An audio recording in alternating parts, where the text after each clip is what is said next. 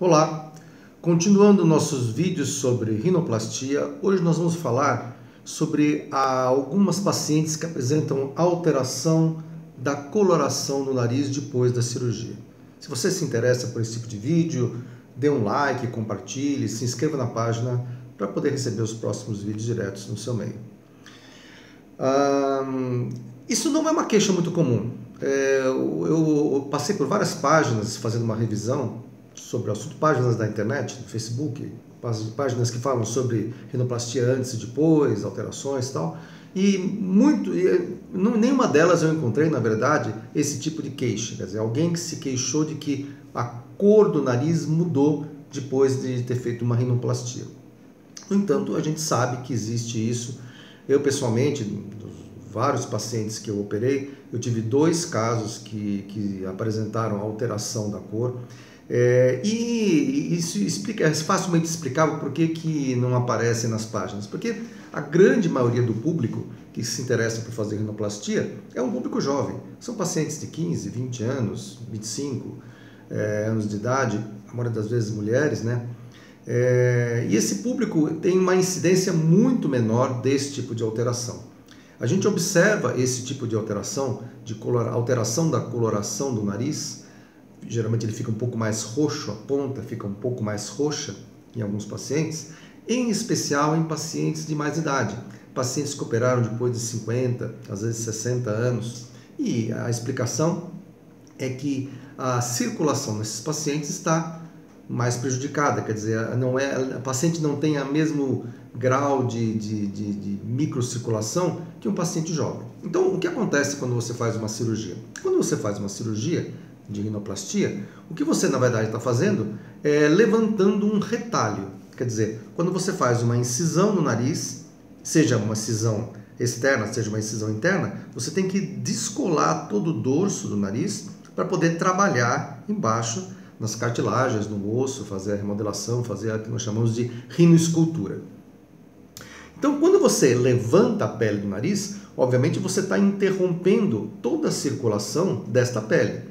Existe uma circulação colateral que a grande maioria das vezes supre a circulação do nariz, mas obviamente você vai romper uma série de vasos, tanto de pequenas veias como de pequenas artérias, e esses vasos depois vão ser, com o tempo, reconstituídos.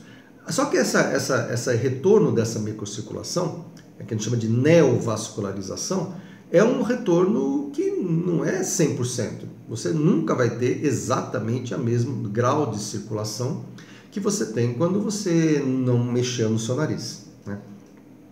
Quando você é jovem, então geralmente não existe problema, porque a capacidade do corpo de regenerar é muito maior do que um paciente depois de uma certa idade.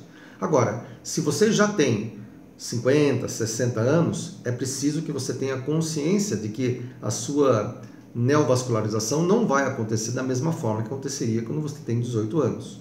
E isso pode levar a uma alteração da cor, quer dizer, no dorso do nariz, principalmente na ponta do nariz, a ponta do nariz ficaria um pouquinho mais roxa.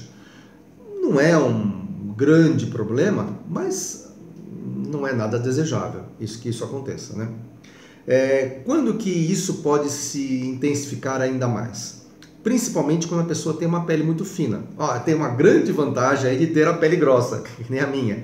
A pele grossa é o drama da maioria dos pacientes que querem fazer rinoplastia, porque a primeira coisa que o cirurgião fala, olha, pele grossa, não dá para fazer um nariz muito legal, a ponta nunca fica muito fininha, e é verdade isso. Por outro lado, se você tem uma pele muito clara, se você tem uma pele muito fina, o que acontece é que essa pele, a pequena alteração na circulação pode ficar mais evidente.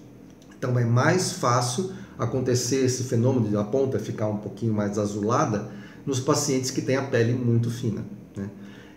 Outro caso, como eu acabei de falar, é quando o paciente tem uma certa idade, porque a microcirculação, a neovascularização, não vai acontecer da mesma forma que acontece no paciente jovem.